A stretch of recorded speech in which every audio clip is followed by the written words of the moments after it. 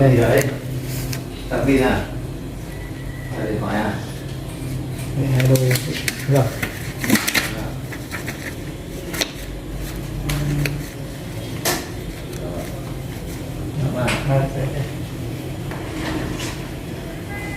Đúng cái này mới làm được. Lại rồi. Hơi trái tay. Rồi.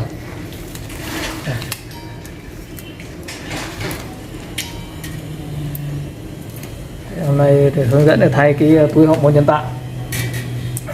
Đây, cái túi hậu môn nhân tạo này nằm ở cái vùng mạn sườn bên trái này, và nó thường nằm cách cái vết mổ này khoảng 5 đến 6 cm nha.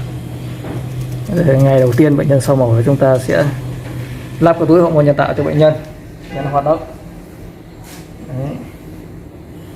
Cho mình sẽ sát trùng.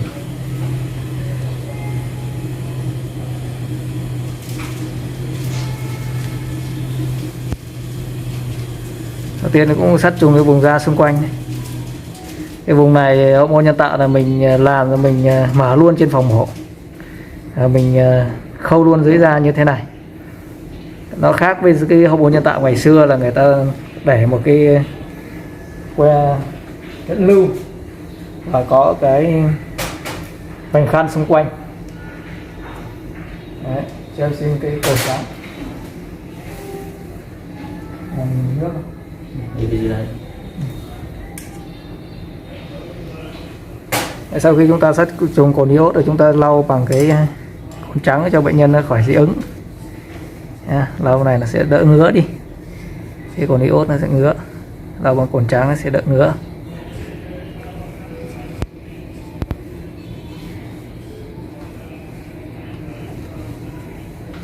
Thế thì khi mình khâu cái hậu môn nhân tạo như này thì cái dịch phân nó ra, nó sẽ không ngấm xuống cái vùng dưới da xung quanh như ngày xưa nữa.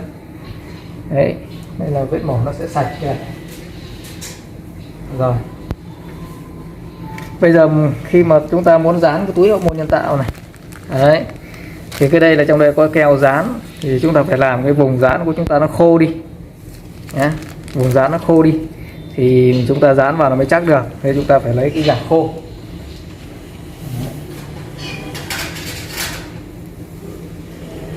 Ta phải lấy cái gạt khô để chúng ta lau cho nó khô đi. Cái diện tích dán của chúng ta nhìn nó phải ra tới đây nhá. Cái đường kính nó khoảng phải 2 đến 3 cm, chúng ta bóc cái này ra trước. Đấy. Khô đi.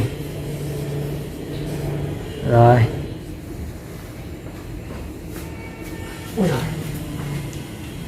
Đấy.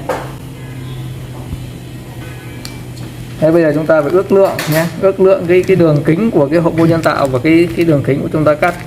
Trước hết chúng ta phải kẹp cái túi này lại đã. Đấy, cho cái khóa vào đây. Để chúng ta gấp vào thôi nhé. Cho khóa vào, gấp vào, chúng ta sập xuống thôi. Thế là được. Đấy. Thế thôi.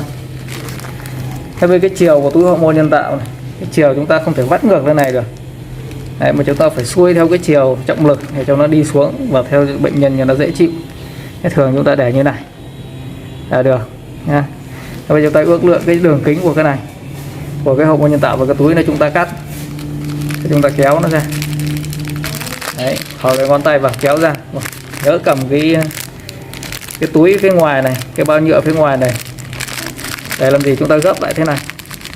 Và khi chúng ta cắt thì nó sẽ không cắt vào cái nhựa này nhá. Chúng ta cắt cái bao dán này này. Đấy, nhớ kéo hết là không cắt phải cái nhựa đấy. Thế bây giờ chúng ta cắt một vòng, ước lượng ở đây. Ước lượng ở đây đường kính đấy, dài cái này khoảng 3 cm và đường kính khoảng 2 cm. Chúng ta cũng ước lượng như thế này.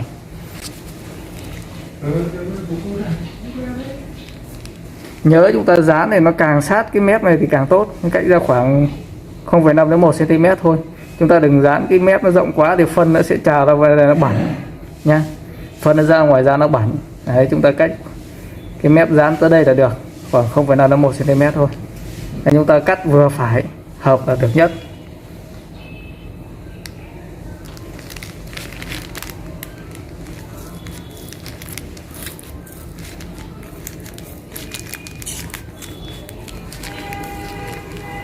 Đấy. Đây. Sau khi chúng ta gỡ ra để nhìn đo cái kích thước vừa rồi. Đấy, vậy chúng ta mới bóc cái này ra. Đây có cái chiều bóc này, các bạn chú ý này. Đây có cái túi bóc chỗ này. Đấy, chúng ta sẽ cái một đầu, chúng ta cầm lại một đầu. Dài quá. Đấy, bóc ra này. Đấy, chúng ta cầm bên ngoài, đừng cầm trong là nó dính nhá. Thế chúng ta xếp cho nó thuận cái chiều đã.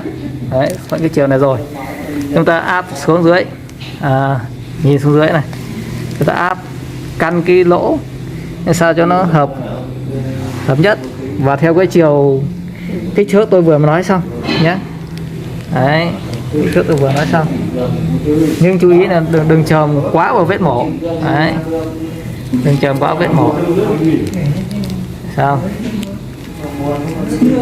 rồi, chúng ta về chúng ta bắt đầu miết cho nó dính nhá, miết cho nó dính vào da.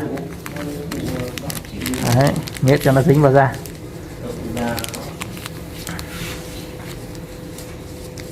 Miết xung quanh, dính vào da, dính vào da.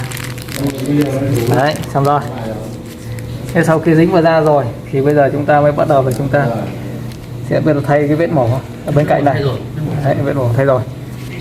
Đấy, cái gì bây giờ anh Quân có thể dán thêm cái này vào đây nhé. Đấy, xong rồi. Thế hàng ngày nhá, hàng ngày anh có thể tiết kiệm cái túi này. Vâng. Và hạn chế cái bóc cái này ra. Vâng, vâng. Bằng cách tháo cái này ra. Đấy, tháo cái này thì như lúc nãy nhá, đẩy vào nhá, đẩy này vào, Vâng, vâng. để tháo ra, sau đó anh xả phân ra.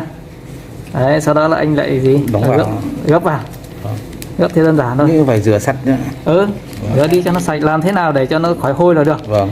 Đấy, sau lại gấp vào thôi. Đấy, thế thì sau khoảng 3 đến 4 ngày hoặc là anh thấy nó bẩn quá thì anh có thể thay, hoặc cái này giò này anh có thể thay cái mới và làm lại như cũ mình đã hướng dẫn nhá. Ok, Ăn tất.